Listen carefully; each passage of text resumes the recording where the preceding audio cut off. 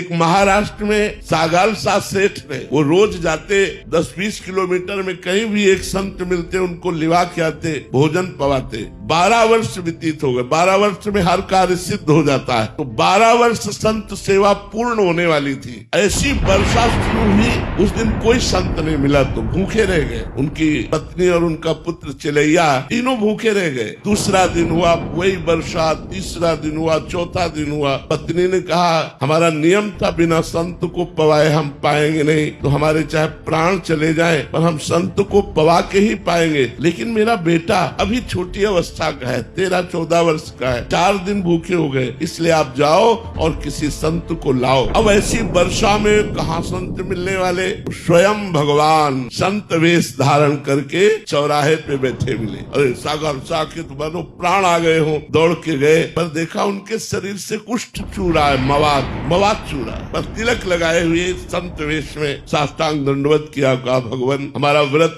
था, बिना संतों को भोजन पवाए हम पा नहीं सकते। 4 दिन हो गए, हमारे परिवार में किसी ने जल भी नहीं पिया। आप चलें और प्रसाद पाए और हमारे परिवार के प्राणों की रक्षा हो जाए, हमारे नियम की पूर्ति हो जाए। उनका हाँ चल सकते हैं, लेकिन मैं चलने लायक नहीं हूँ, मुझे कोई अपने कांधे पे ले चले। तो उनका आओ प्रभु मेरे कांधे पे बैठो। उनका नहीं, एक आदमी तो मक्खी उड़ाने के लिए चाहिए ना, अपनी पत्नी को लिवा के लाओ। गए घर में, पत्नी से कहा, पत्नी आई, जे ही वो बीभत्स रूप देखा, यहाँ घाव मवाद चूरा है। और उसके मन में आया नहीं संत के प्रति दोष दर्शन नहीं करना, मुझे संत सेवा करनी, इसलिए बैठा ला। अब वो इतनी दुर्गंध भगवान ने बढ़ा दी कि दोनों पति पत्नी छोड़कर भाग जाए, लेकिन गोविंद गोविंद गोविंद एक एक कदम भगवान नाम जप करते हुए घर पहुँचे। उनको स्नान कराया, चंदन लगाया। उन्होंने फिर खीर पुआ ये अच्छे पदार्थ सामने रखे। भगवान जो संत वेश में कुष्ठी रूप में थे, उन्होंने कहा